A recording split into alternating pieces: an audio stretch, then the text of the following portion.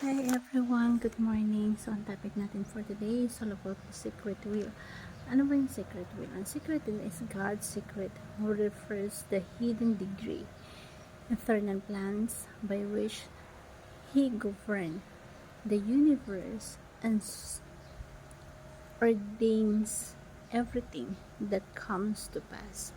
Unlike His revealed will, which is made known to us, to Scripture, His secret will is inaccessible until it is fulfilled in history. These doctrines emphasize God's absolute sovereignty. Nothing happens against or apart from His wise, holy, and good purpose, even if His reason is hidden to us. While we are not called to uncover or predict His secret will, we rest in assurance that all things, both good and difficult, unfold according to His perfect plan for His glory and our ultimate good. So, ang Bible verse natin for today is Isaiah 49 verse 9 to 10. So, sabi dito sa Isaiah, or meron tayong isa pa, sabi dito sa Deuteronomy, the secret things belong to the Lord our God, but the things revealed belong to us and to our children forever, that we may follow all the word of this law. So, may mga bagay na na-reveal sa atin ng Panginoon like yung gospel. At may mga bagay din na isinikreto sa atin. At walang sagot ang Panginoon sa mga tanong natin minsan. Pero kahit walang sagot, sapat na malaman natin na alam niya at He is in control sa mga bagay na ginagawa niya. So, meron tayong teaching for today. Some secrets are hidden forever.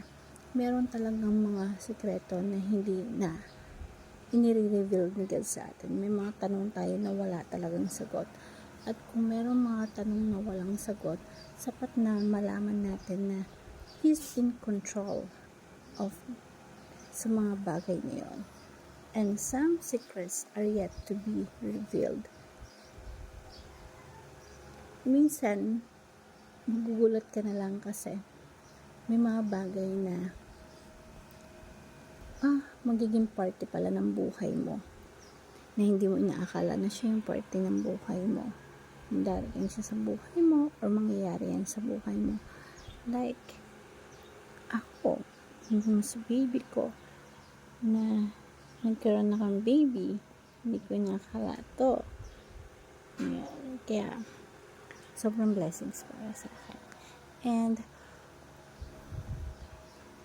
some secrets are revealed in God's people and hidden to others.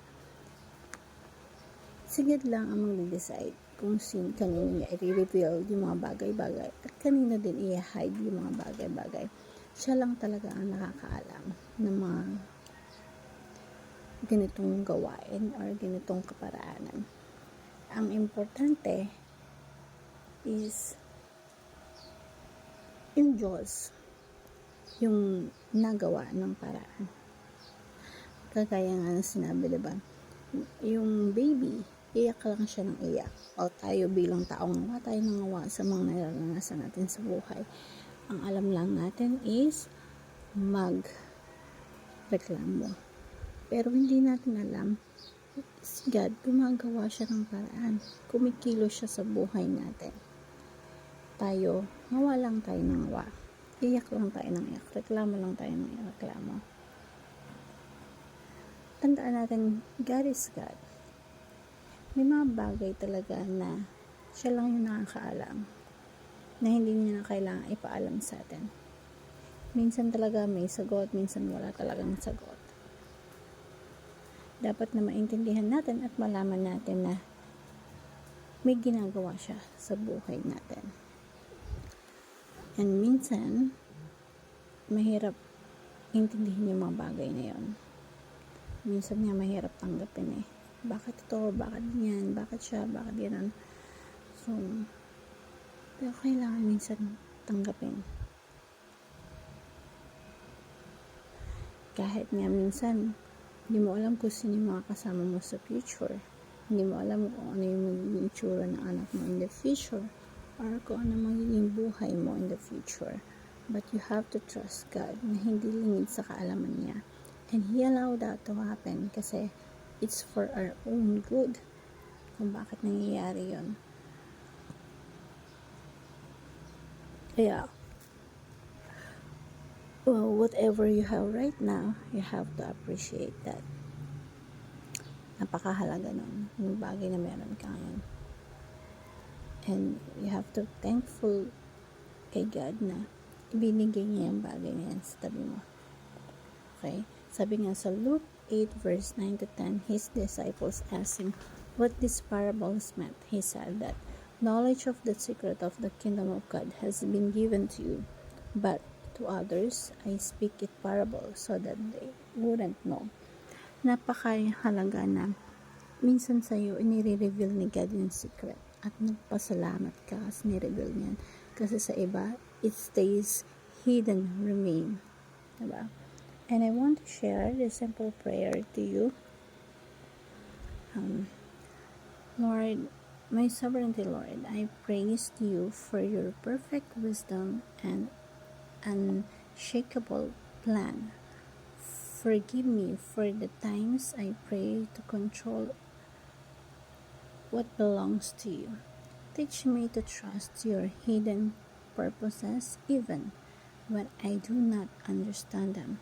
Help me to walk fully obedient that you are working all things to your glory and to my good. Keep me busy in loving you. Keep my heart at rest in your unchanging will. I pray in Jesus' name, Amen.